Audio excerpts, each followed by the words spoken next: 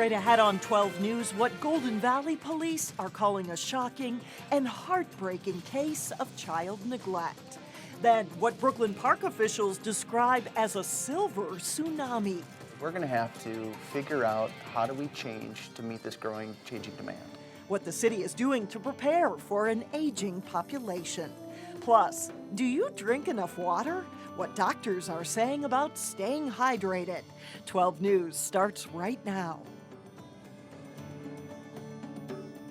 Hello and thanks for joining us. We begin with new developments in the Amy Pagnac case. You'll recall Amy went missing nearly 25 years ago. She was 13 years old at the time. The family says she disappeared from an Osseo gas station. And while Amy lived in Maple Grove, her family also owned a farm in Isanti County. And on Monday, authorities searched property in Stanchfield Township in rural Isanti County. As we went to air, authorities had just wrapped up a press conference at the Isanti County Sheriff's Office to provide more details. And reporter Carissa Wyant joins us now via the phone with more. Carissa?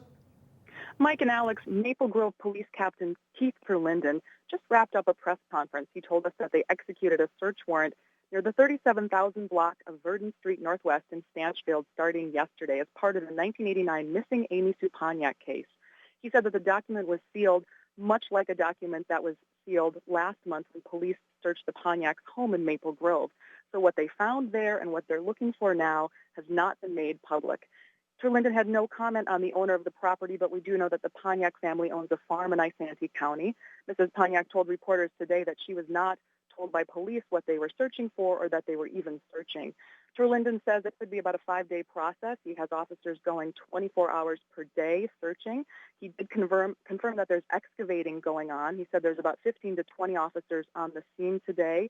We did see a number of unmarked cars, Maple Grove Public Works cars, digging equipment, flatbed trailers, and so forth. He also said that the search is being aided by the FBI, the Isanti County Sheriff, and the Bureau of Criminal Apprehension. So neighbors tell us that this wasn't the first time police searched the area, but Terlinden didn't actually confirm that for us. So, Carissa, this is another week-long search or possibly longer. What is expected from police during this search, or are they just not revealing many details as they did last month in Maple Grove? Terlinden's really not revealing any details right now, Mike. He says that they're committed to finding Amy, that they're out there 24 hours a day. They're hoping to wrap up on Friday, but if it takes longer, that they're committed to going longer, and that they are acting as Amy's voice, and the Maple Grove Police Department is really committed to bringing her home.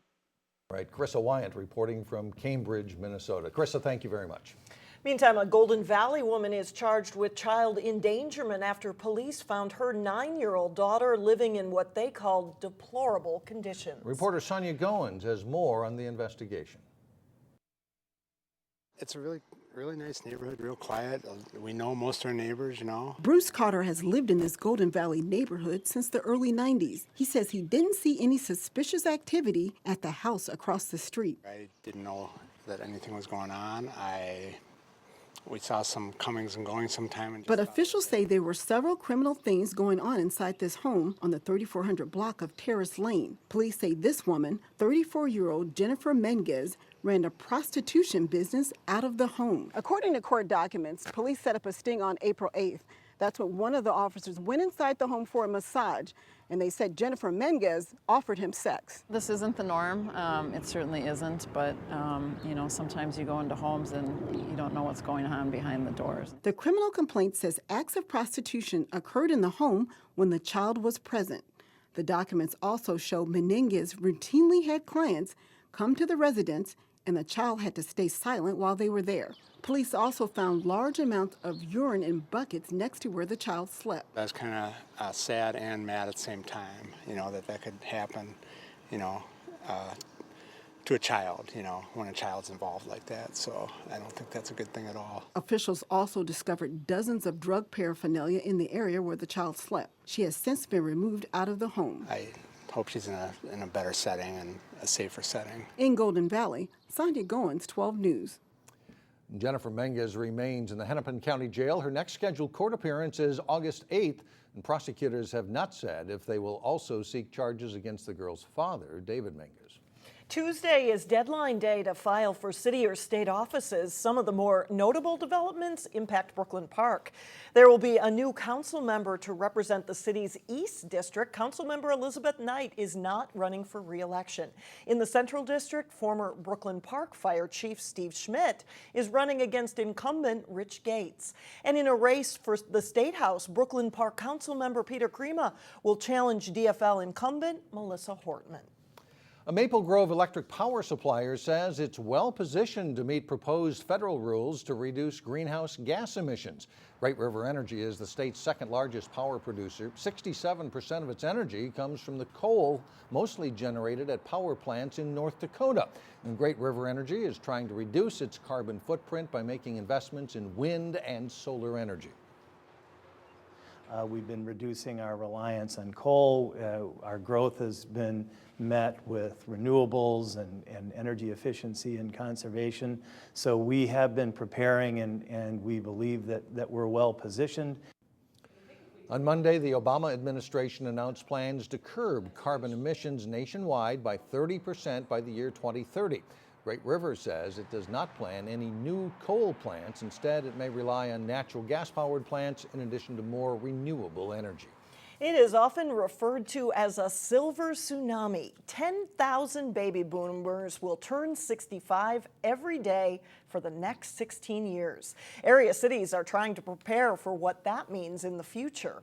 In Brooklyn Park, the aging population will affect everything from housing and transportation to community programming. City officials expect graying baby boomers will be more active in retirement and perhaps require different kinds of services. It's one of the reasons Brooklyn Park is creating a task force to begin work this summer on recommendations for how the city can meet the needs of this aging demographic. We're going to have to figure out how do we change to meet this changing demand. And so rather than try to make it up ourselves, we would rather ask the residents who know it, who live it, who work in this, and ask them for what they would want to see. Brooklyn Park hopes to have the task force recommendations ready by early next year. We haven't exactly reached the dog days of summer, but anyone spending time outside can still work up a sweat. And too often this time of year, doctors say people underestimate the amount of water they should drink. In today's Health Check report, Elaine Cleveland has more on staying hydrated.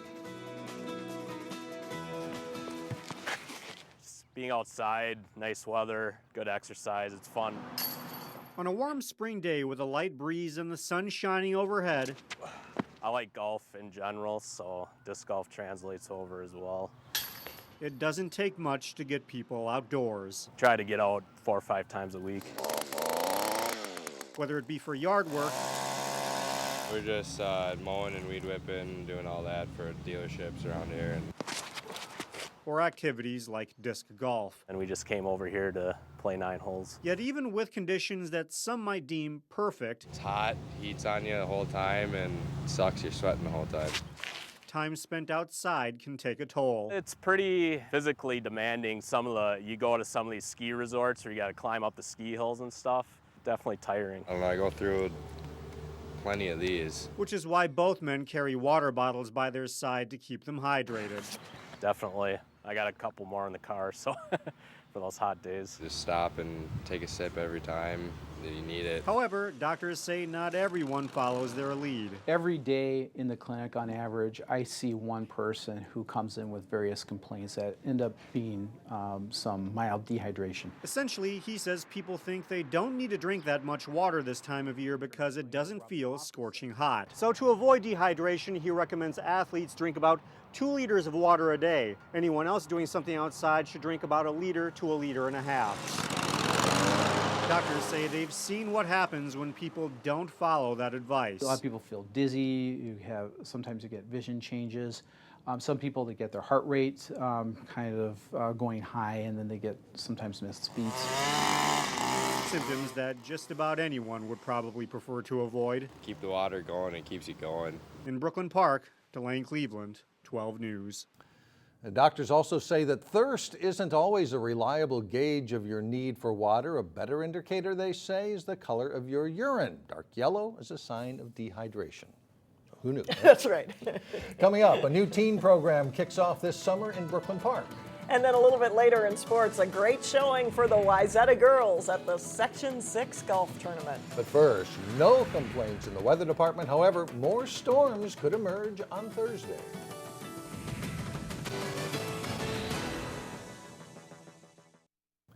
The Brooklyn Park Recreation and Parks Department is teaming up with Hennepin County, the Hennepin County Library, to give young adults something new to do this summer. Reporter Sonia Goins has more on a new after-hours program for teens. It's not uncommon to find teens outside playing basketball during the summer. We have definitely have a draw of population that doesn't always want to be running around moving. But teens who prefer a slower pace will be able to get moving at the library.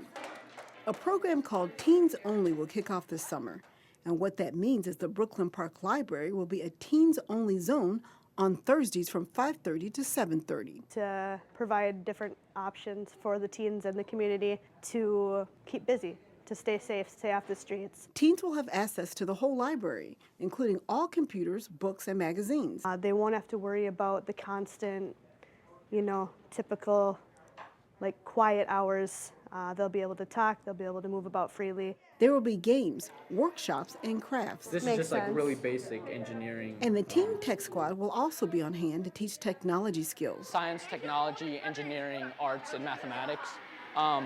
Basically, we apply these aspects through an iPad. The whole idea is to give teens a place where they can chill out with their friends, read a book in a cozy environment that's all about them. There aren't a lot of really good teen spaces in the community, and I really want to create a time and a space for the teens to take ownership of the library. In Brooklyn Park, Sonia Goins, 12 News. The program starts June 19th and will run through the summer. Coming up, students from Robbinsdale area schools produce a documentary on civil rights. But first, the Armstrong baseball team is state tournament bound. John Jacobson is next.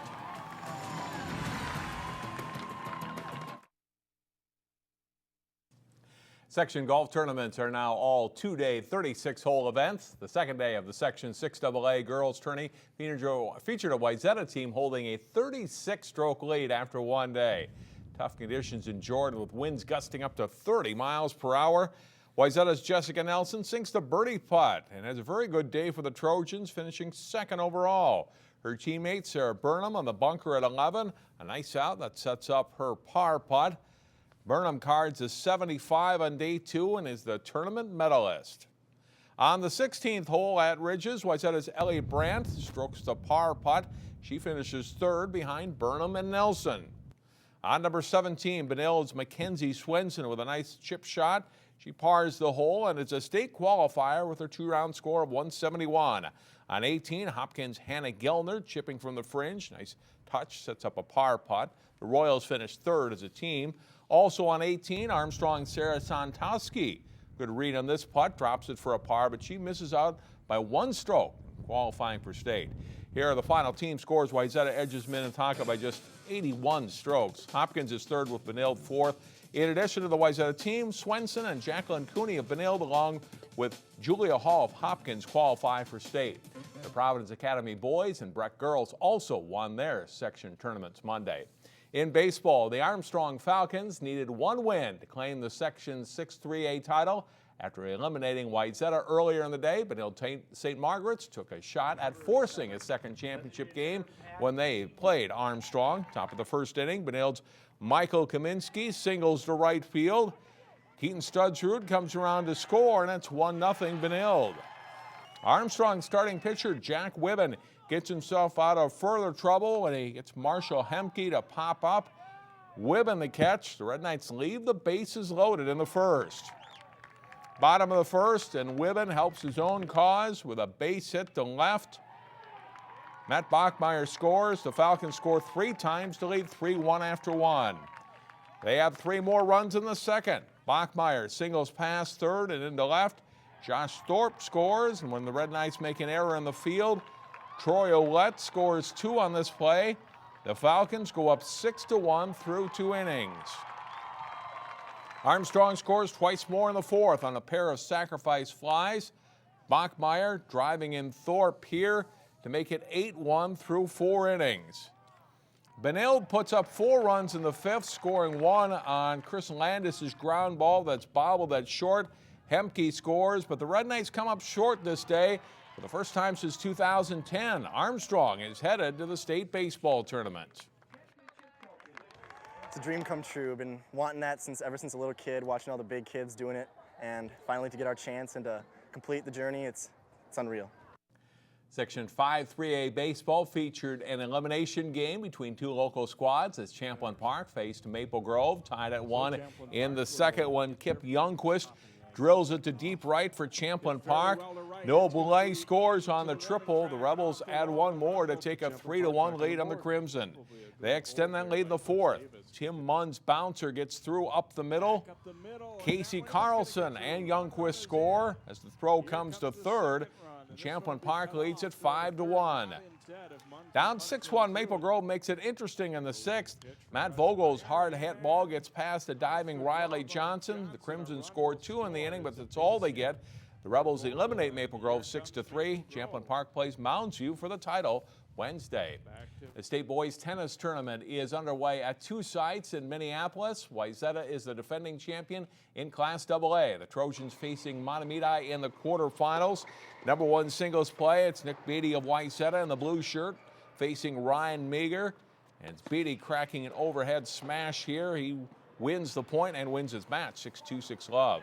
2 singles, an ace serve for the Trojans' Henry Lee. Lee takes Thomas Comfort 6-love, 6-love. Wayzata's number 1 doubles team of Steel Kowalczyk and Jake Strom with quick hands on this point. Kowalczyk with the point. They win 7-5, 6-4.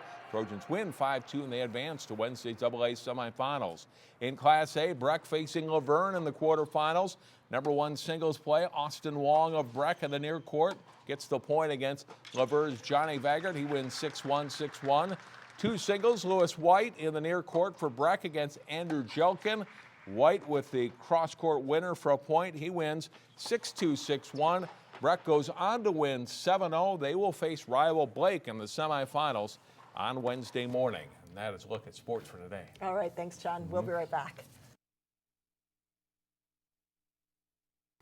And finally, Cooper and Armstrong High School students take what they learned and make a movie about it. 24 students and staff from Cooper and Armstrong High Schools recently took a trip through the South to learn about the civil rights movement. They visited places like Memphis and Selma, Alabama. The students then made a documentary about their experience called FreeDumb. They will share their work tonight. That's Tuesday at Cooper High School. It all starts at 6 p.m. in the auditorium. That'll do it. That's it for now. Thanks so much for joining us, everyone. We'll see you back here tomorrow. Community Corner is coming up next.